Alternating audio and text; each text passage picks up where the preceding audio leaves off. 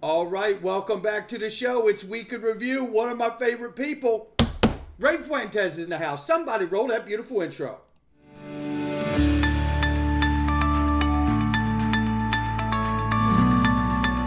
Digital Perspectives with Brad Kimes. Come on in.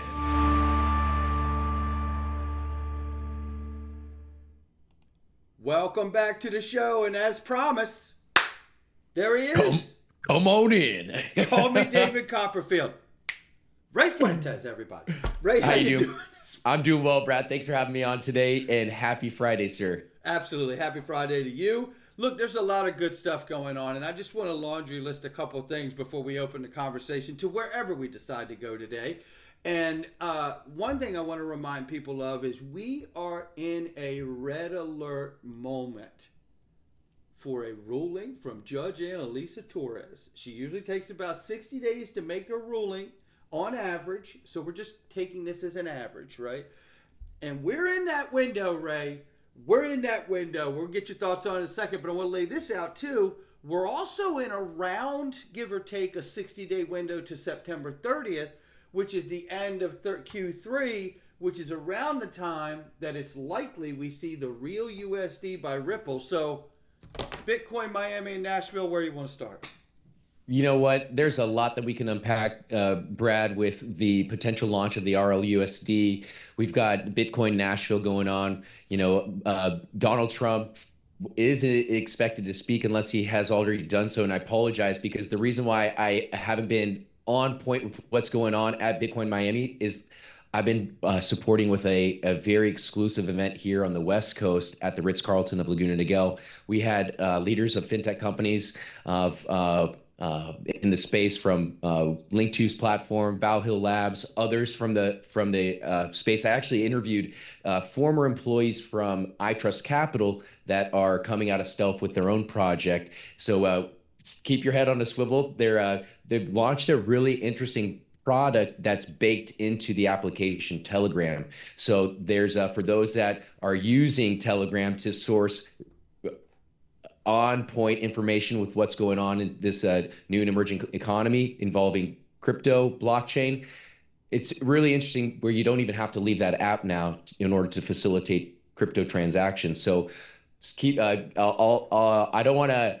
I'll be releasing the interview in the next few days here. So that's something else that I'm really excited about. So to see those relationships develop in real time, right in front of me, in the exclusive environment that I was able to facilitate at the Ritz-Carlton, it's really impactful and really inspiring. So I'm really excited to see what these gentlemen develop for the rest of the industry, but also just I'm really excited to share that interview in the next couple of days here. So with what's going on, it's like, we're hearing Bitcoin being a bipartisan issue or not. It's just, I think that there's a lot of things going on in the space where, Donald Trump has already given a head nod to Bitcoin. He's got his he selected his VP, which JD Vance, who's already come out and said that he's a big proponent of Bitcoin. I think he holds some as well. Yep. I mean, you and I both hold Bitcoin, so it's not something that we're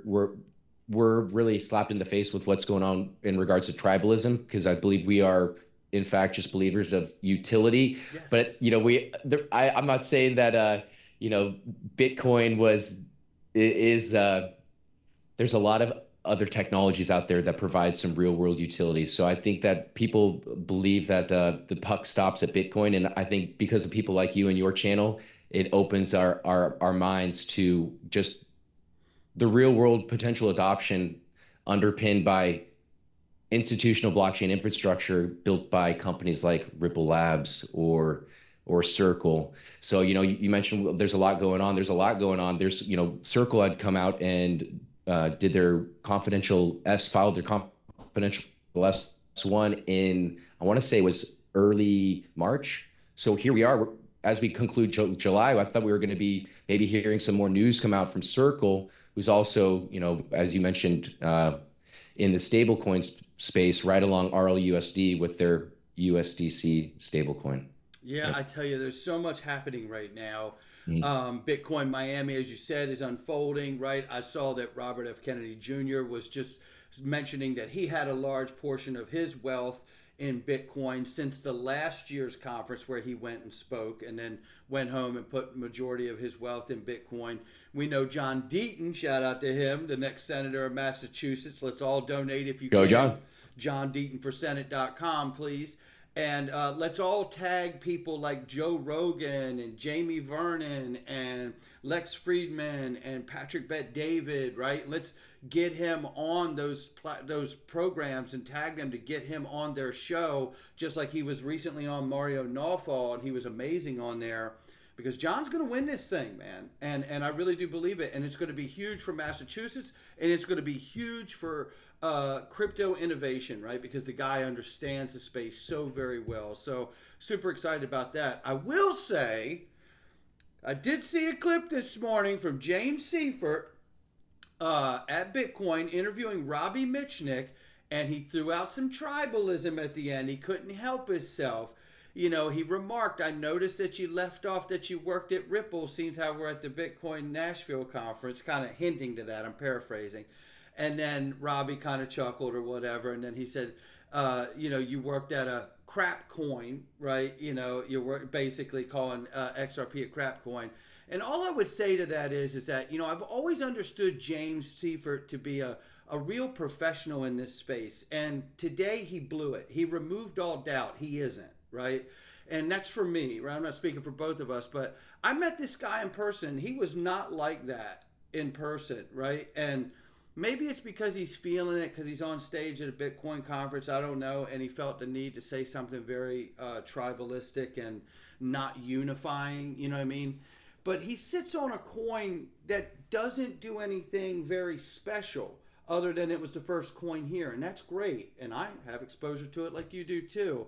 But for a guy who's supposed to have his hand and pulse on innovation in the markets here, I thought to myself, wow, this cat has no idea what he's really talking about when it comes to Ripple or XRP.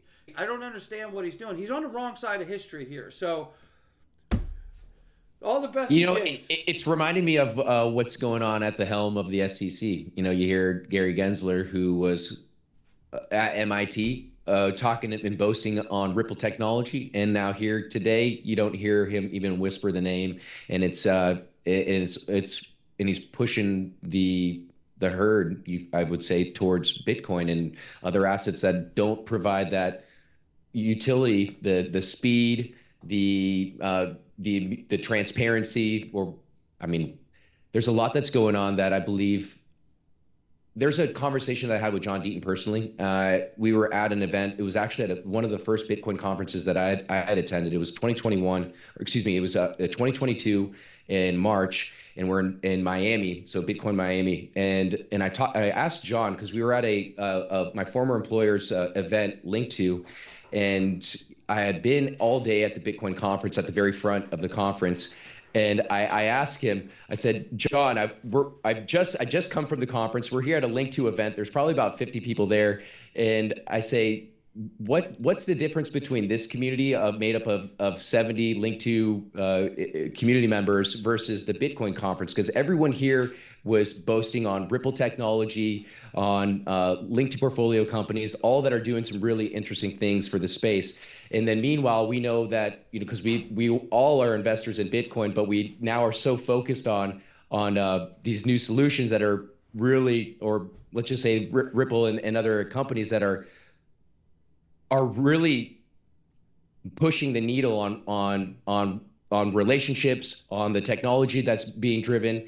And when I say relationships, these aren't just any relationship. These are relationships with central banks, the largest institutions in the world. So I want to play in that pond. I want to park my pennies next to their dollars. I want to be a part of that, the next evolution of this tech. And so, you know, I missed the early Bitcoin rise 2017, but I'm not going to miss this new utility wave that we're fortunate to be part of.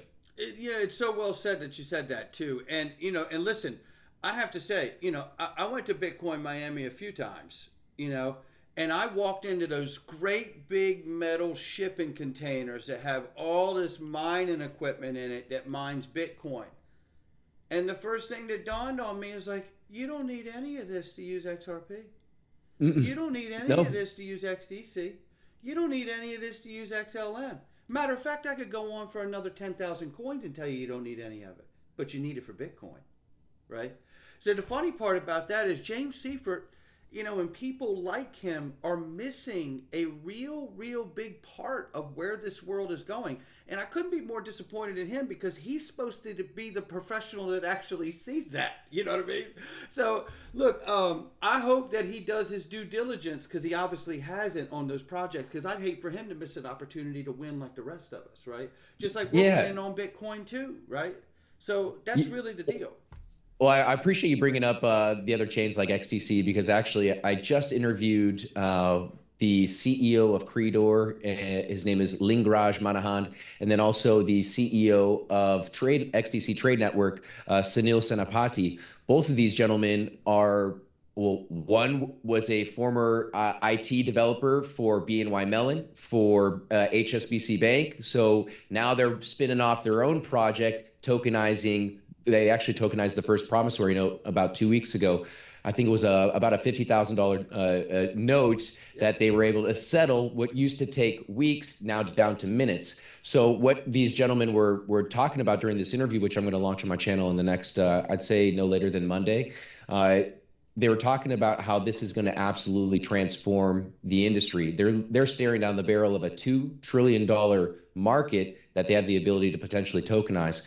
So I think this is great for this space. This is the real world utility, and that is going to really bring distributed ledger technology into the fold, especially those that are being developed by entities like XDC Trade Network, entities like Creedor, entities like Ripple, Circle.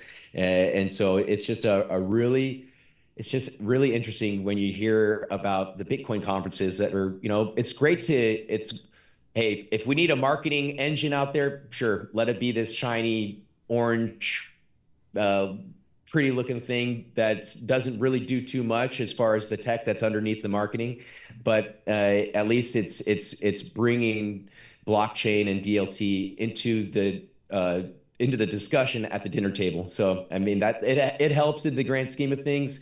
But I'm appreciative to be in the rooms of, let's just say, as mentioned, I'm a supported entity, my former employer linked to at the Ritz-Carlton just yesterday, and we had some really interesting people come into the space and have some very deep conversations about what's going on, and very inspiring. It was just, so I appreciate to be in those rooms, just like I appreciate to be in Bitcoin conference. But it's all part of a learning curve, and again, I'm just thankful to be on your channel, thankful to be in the room with someone like you. I believe I was in the same room with you and John Deaton when we were at that Bitcoin conference. So that's where I was like, man, you know, why don't we have more people in this room alongside of us having these big boy discussions, or big kid, big boy, big girl discussions? And so, but maybe that's. Well, I can tell you why. I think I know some of that answer. I think a lot of that answer is we've been sued, right? So it casts the doubt of shade on top of the company and the project, right, and the token and the ledger, and you know that has done an enormous amount right there, right? Yep. And then you have people like James Seifert who won't bother to educate themselves and realize that it doesn't take a shipping container with a bunch of crap equipment in it that draws electricity of a small town or a city to just function the actual protocol that you use. That is a very antiquated system, and I'm glad that it's still here. That's why I have exposure to it. And as long as BlackRock, Fidelity, and Invesco and those entities have exposure to it, so do I, stacking my pennies next to their dollars, right? That's my core tenet, you know, and that's what I'm doing. You know, but we can't get all those people in the room when people like James Seifert are looked at as real people of note, and then say something so short-sighted and stupid in front of so many other people who just simply believe them, right? So this is how it happens in scale. He just showed us exactly how it happens in scale. So shame on James, and I hope he takes the opportunity to fix it. And we'll find out if he's got the integrity to fix it or not. Most people don't, and I don't expect him to, because most people don't. And if he does, I'll cover that too. But, you know, or maybe he'll just be on your channel. Yeah, I would love to invite him on this channel. It would be great. Maybe we can get him stop saying things that are going to put him on the wrong side of history. That's what I feel so bad about. This isn't about whether we're right or wrong. We already understand where Ripple's going. Ripple's going to be embedded in the middle of traditional finance, period. So is XLM. So is Stellar. So is Stellar XLM, and so is XDC, right? You could see these and many others. It won't be one to rule them all. So, you know, that's the kind of talk that's got to change if we want to see a change collectively, right? It's the same reason I believe we don't have developers. You have all of this old talking points that really aren't accurate, and people are just grabbing a hold of that stuff and grabbing it as fact and not bothering to take a look at things themselves, you know. And then look, we need legislative clarity, right? What's going to happen? What happened to Ethereum after they got a fake free pass? Perceived legislative clarity. Look at the chart. It hockey sticks right up out into the universe. Boom, to the moon we go, right? So look, Ethereum has smart contracts. It has a real utility, right? You know, the problem is with Ethereum is how it had a initial coin offering, then they tried to act like it wasn't that, right? That's the only problem with that. I've never believed Ethereum in and of itself is a security. That's not how I see it, right? But smart contracts can be securities. They're contracts, for God's sakes. You know what I mean? So, you know, again, I'm really thankful that Ripple, whether it was by happenstance or whether it was absolutely calculated, did not move forward with a stable coin early on, did not move forward with Codius and smart contracts early on, because I feel like our legal troubles with the SEC would be 1,000 times worse, because they'd have all those things to make legal arguments against as well. And that's why I'll take being a little late to the dance with some of these things rolling out, but not having a further fight legally about it. Yet, I've had the privilege of interviewing J. Christopher Giancarlo, the former CFTC chairman at XRP Las Vegas, and I asked him that very same question, you know, along these lines. It says there's a lot of people that are fearful that, you know, the U.S. is a laggard in the overall adoption of DLT, because, you know, in many jurisdictions around the world, they already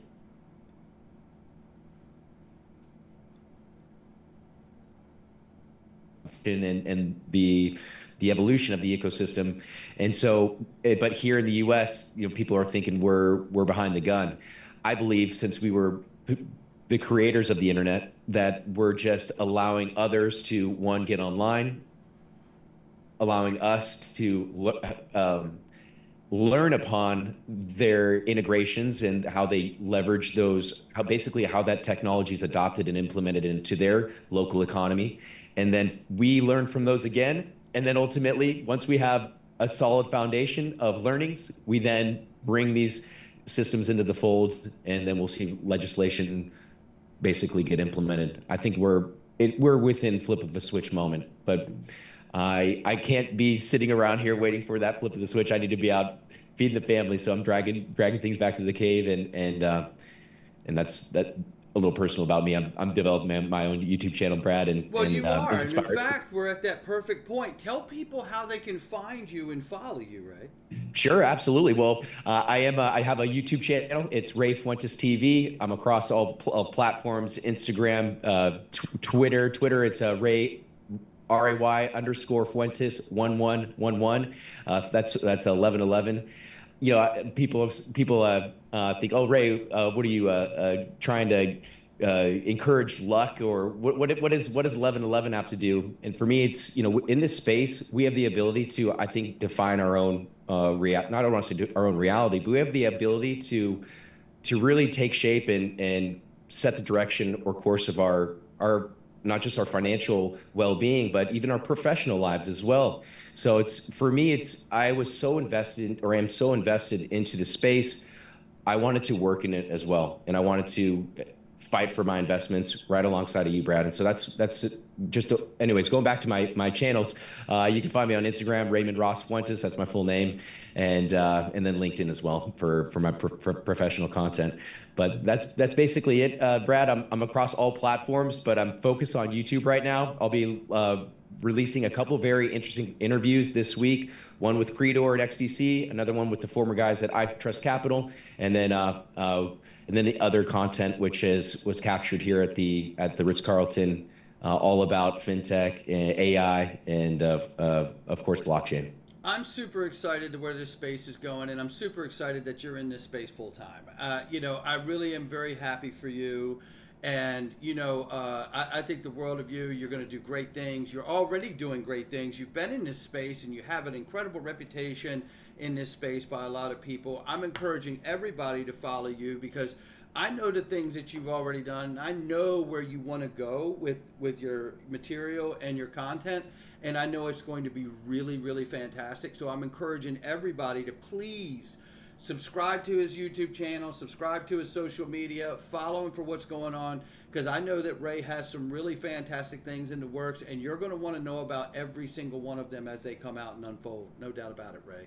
Oh, I appreciate it, Brad. And I wouldn't be here if it wasn't for you, DAI, and other market participants in the space that, took a risk and believed in yourself. And so thank you for the opportunity to seek inspiration for someone like you and just to be able to sit here with you, chop it up, and learn from you directly, sir. It's been a real privilege and honor. Thank you. Well, man, dude, look, Ray, man, it goes both ways, brother. I feel the same way about you. And look, I appreciate that, Brad. No, I mean it, man. You got good things going on, man, and I'm excited for you to be in this space. You really do, man. You have a great energy, and it's always well received by people, right? So I'm super excited about you being in this space in a full-time capacity. Look, everybody knows where they can find you. I also want to say, too, because you're still doing editing, right? Oh, yeah. I'm doing a whole bunch of editing. I want people to understand that if not only just following on YouTube and on social media, you need to understand that Ray is very good with post-production skills. Ray does a lot of editing for a lot of people. He's done a very special project that I can't talk about right now with me and Digital Asset Investor, but we will soon enough. And it is a very special project, and it's done already. And that's the beautiful part. But we haven't decided whether we're going to say anything about it yet, but it's already done. And Ray was huge in helping us get that post-production work done. If you need any post-production editing done, let me tell you something. Reach out to Ray Fuentes, because he's not good at it. He's fantastic at it. And I'm not saying that. Look, we paid you real money. You're going to pay him real money, and you're going to be glad you did, because the guy is very good at it. And that's all. I have to say that. I want people to understand that. I appreciate that, Brad. I sold business insurance my whole life, before coming into this space. But I always made family videos and things made content for myself. And to monetize that habit or that passion is something that I'll never take for granted. And I'm going back to that interview real quick with Creedor and XDC, since that interview is done and ready to go live. It was just such an awesome compliment that I received from Sunil, the CEO of XCC Trade Network. He goes, Ray, when it was all said and done and he saw the content, he's like, this is awesome. And how fast you made it is incredible. And in addition, you speak like us, Ray. And what he said, I speak like you, or I talk like you. I'm a blockchain developer? It was just such a compliment. I don't know. I've just been passionate about this space, and learning, as mentioned, from people like you, it's only sets us up for success. So thank you, Brad. Appreciate you having me on, and I hope you have a great weekend, and say hi to Miss Backup for me. I sure will, and hi to your family as well. And look, I want to say, it goes to show you never know when a resource, skill, or a hobby ends out turning out to be some very special skill that you could draw on, or resource, right? That hobby, all of a sudden, it's like, blow off the dust, wipe it down, and this thing is going, you know what I mean? And that's what you did with your skill set from making family videos, and now that skill is coming to serve you in your regular professional life. So I always love to encourage other people to assess those things around yourself.